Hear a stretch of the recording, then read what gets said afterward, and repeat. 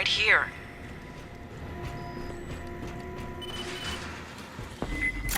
High speed incoming. Get hot. Don't lock up.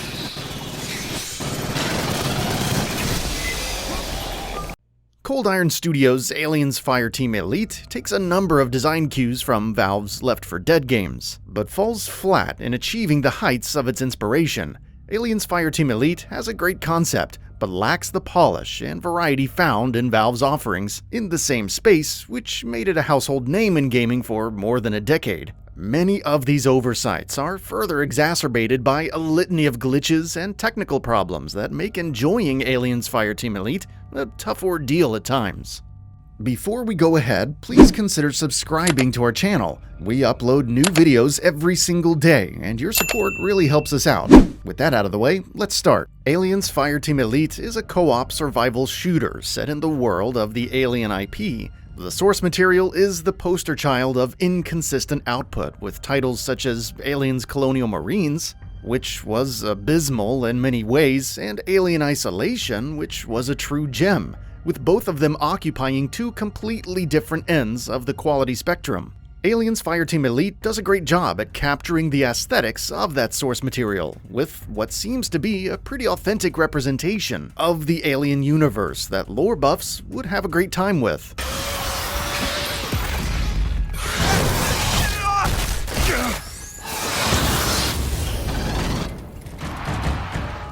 The game is set more than 20 years after the original Alien trilogy and sees players controlling a custom character titled Marine. As a soldier under the UAS Endeavor, players will be tasked to rid planets and installations across alien planets of, well, xenomorphs, all the while uncovering a larger narrative involving hideous experiments, synthetic robots, and whatnot. The story isn't exactly front and center for Aliens Fireteam Elite, but the game manages to pull off a respectable job with its writing and voice cast.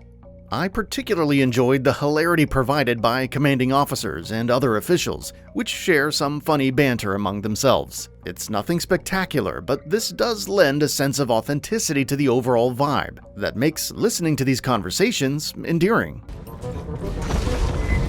This is the Colonial Marines. You from Pala Station? Ambush. Yes, I'm Security Chief Cynthia Rodriguez. You're in danger here, Marines. Yeah, no kidding. We're here to rescue you.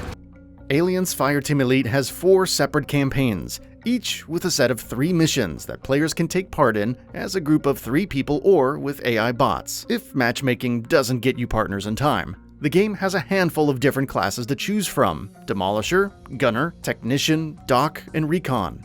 Each class has 2 special abilities that operate on a cooldown timer, as well as class-exclusive perks that players will utilize over the course of their playthrough. Most of my time with the game was spent with the Demolisher, who has a flurry of rocket blasters and a firecracker of sorts that stuns enemies in a given radius.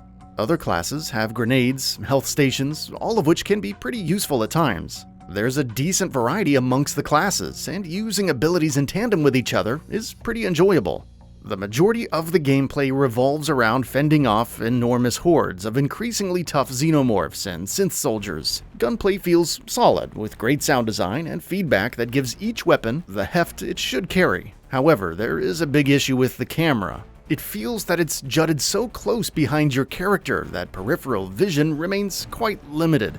The controls can also feel equally sloppy at times. Rolling in general is accompanied by a pervading sense of clunkiness and unresponsiveness at times. What makes this issue more egregious is that most xenomorph types will continually rush towards your position, making rolling an essential part of the combat loop.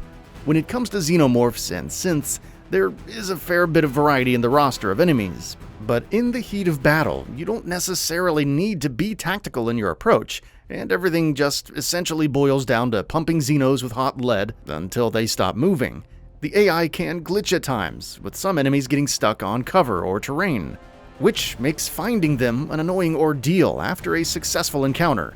The synths, on the other hand, are bullet sponges for the most part. Defeating them involves taking cover and exchanging gunfire, which gets stale pretty quickly due to the aforementioned sponginess. The heavy synth variants are even worse offenders in this regard, and their gargantuan health pools make them feel more like raid bosses than an enemy meant to fight alongside a horde of marginally weaker enemies.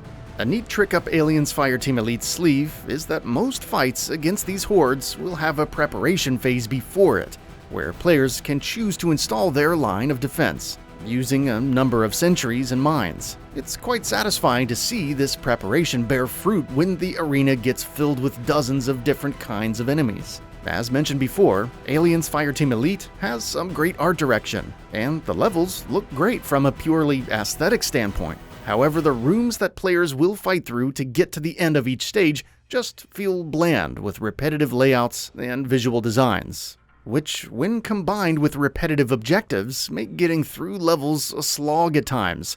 Undoubtedly, the biggest factor contributing to this front is the lack of mid-mission checkpoints. Alien's Fireteam Elite doesn't feature any mid-mission saves. A mission can last up to 40 minutes or even more, and failure will set players back to the starting of each stage. This makes the game extremely unforgiving and bland at the same time. This issue becomes even more painful when the aforementioned litany of bugs and glitches come into play. Furthermore, during my time with the game, I experienced a number of glaring issues, such as getting kicked out of sessions when my internet was working completely fine, and the game refusing to open doors when all of my teammates were present at the spot. During one mission's finale, the audio would completely cut off, making dealing with a humongous horde an exercise in pain. There's also a progression system in the game where you have to fit a number of perks, such as stat boosts and upgrades, in a frame. It works in a similar way to Nier Automata's chip system, and there is some potential to push for specific builds. The same mechanic is present for weapons, whose individual parts, such as muzzles and magazines, can be swapped out for better ones, which provide some added benefit. From what I experienced, the effects of these perks didn't feel impactful, except my arbitrary combat rating kept going up. Much like Valve's Left 4 Dead, players can choose challenge cards for a particular mission, which is an interesting concept executed well enough in Alien's Fireteam. One particular run with a challenge card reduced our health pool significantly, but gave the team health regeneration abilities, provided that we didn't take damage for a certain amount of time. There isn't a lot left to do once you beat the campaign. There's a horde mode which tasks your fire team to fend off these same enemies in increasingly tough waves. You could always go back to the campaign and beat it on higher difficulties or with challenge cards, but from what I experienced, not a lot of changes with every new run. Enemies spawn in exactly the same location as per my observation, and the number of revives per teammate decreases with increasing difficulty levels. Alien's Fireteam Elite has some good stuff going for it, but none of it really stands out in any particular way. There's some clunkiness with the gameplay loop, which becomes more aggravating when coupled with a number of bugs and glitches.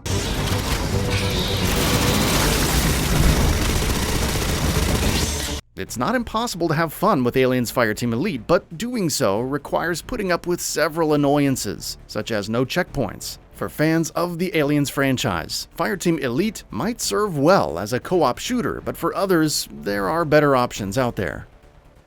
That's all for now. If you enjoy what you saw, please hit the like button. And if you're new to the channel, now is a great time to subscribe. We upload brand new videos every single day. After subscribing, don't forget to enable all notifications by clicking the bell icon. Thanks for watching this video, and we'll see you next time, right here on GamingBolt.